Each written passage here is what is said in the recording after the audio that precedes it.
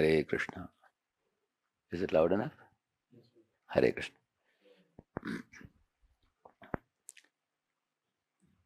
You see, the scriptures say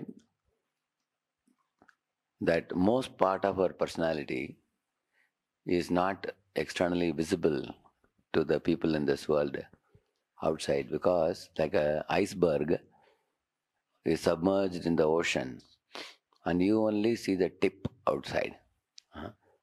How deep it is, you don't know. Just like when the Titanic, hit a glacier, it crashed, isn't it? Because outside the tip which shows up is looking very small, but majority is underwater.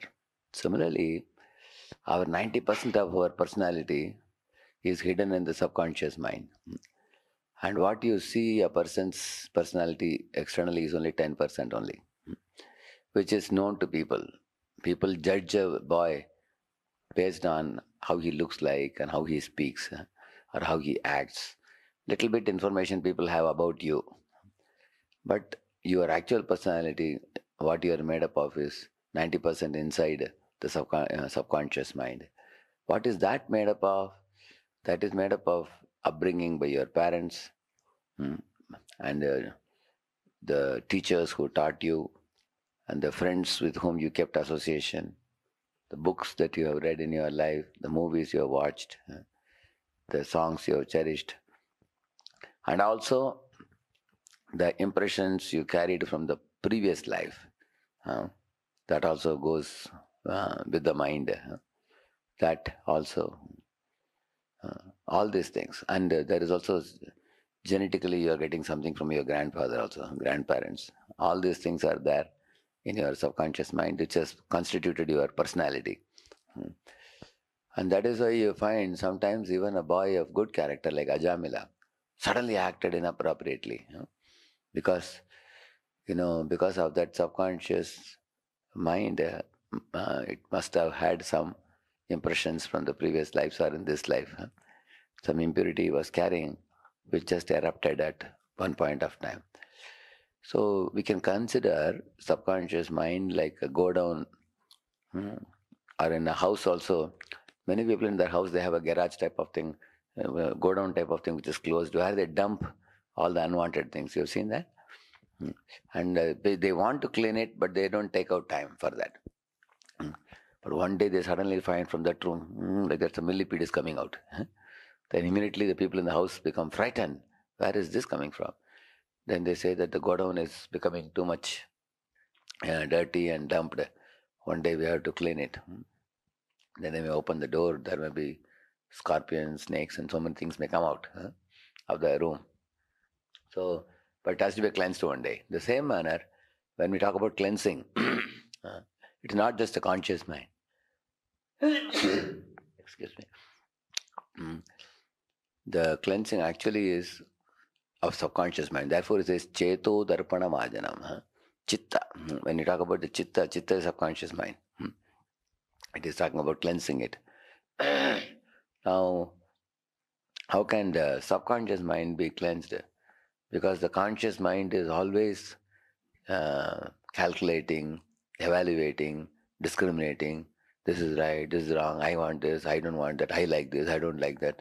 The conscious mind is always like I was giving the example of a watchman. A watchman doesn't allow anybody inside. It's always discriminating, thinking on all these things. So that's the conscious mind is too much alert. And that conscious mind many times doesn't allow the spiritual inputs to go inside many times. Because somebody is giving a beautiful class. And the conscious mind says, it's boring for me. When will I take prasad? When can I relax? So when conscious mind puts a block, the message doesn't enter into the subconscious mind. So because of that, you will see many times our spiritual life is practiced very superficially. But if one has to practice spiritual life from the depth of the heart, that is possible, especially in the early morning hours. The early morning hours are called the Brahma Muhurta. The state of mind is such that the subconscious mind, which is like a wax or like earth, in which we can plow the earth, sow a seed, grow a plant, produce a fruit. You can do such things. It's possible on earth, or you can take a china clay and you can mold it into a certain shape if you want. Make a toy out of it. Similarly, the subconscious mind is available in the early morning hours when the conscious mind is not so agitated, not so restless. So one can give positive inputs to the mind. The medical psychiatrists and doctors, they call it as auto suggestion, they call it.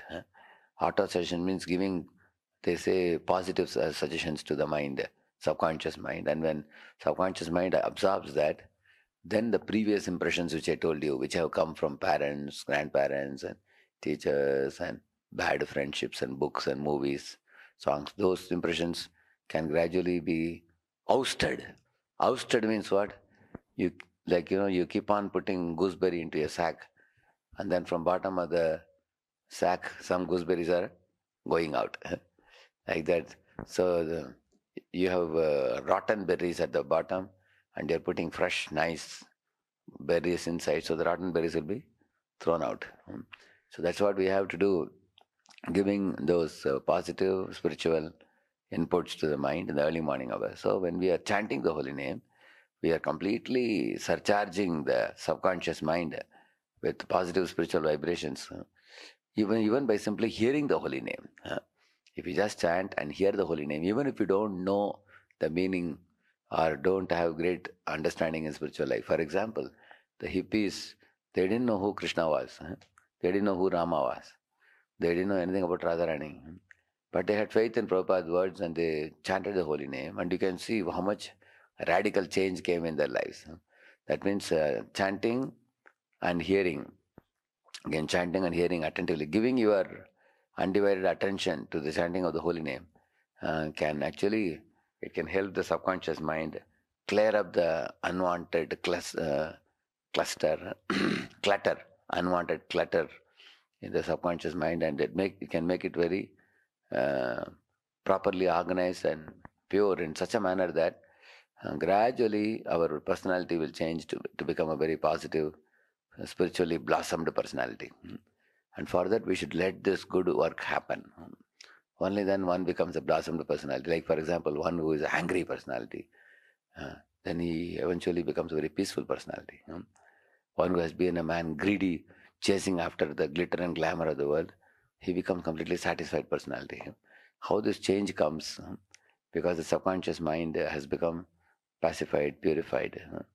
So the morning hours should be utilized for this purpose, and one should not chant the holy name carelessly, inattentively, and somehow or other completing the rounds. One should make a conscious, persistent effort to utter the holy name and hear the name and think in the mind that, my dear Lord, you have given me this opportunity of the human body, and you have given me the association of devotees, and you have given me the holy name, which is not different from you. Please enter my system and purify the unwanted vibrations and fill up my mind with positivity, and let me always walk the right path, and let me attain the right goal without getting deviated from your lotus feet. So this kind of mood should be adopted while chanting the holy name. Harinam Prabhu ki. Let's offer our humble obeisances and to all the Vaishnava devotees of the Lord who are just like desert trees or ocean of mercy and full of compassion for the fallen conditioned souls. Vancha kalpatarubhyascha kripa sindhubhya eva cha patitanam pavanebhyo vaishnavebhyo namo namaha. Ananta Koti Vaishnava Vrinda ki, Vaishnava Thakur Srila Prabhupada ki, Namacharya Haridas Thakur ki.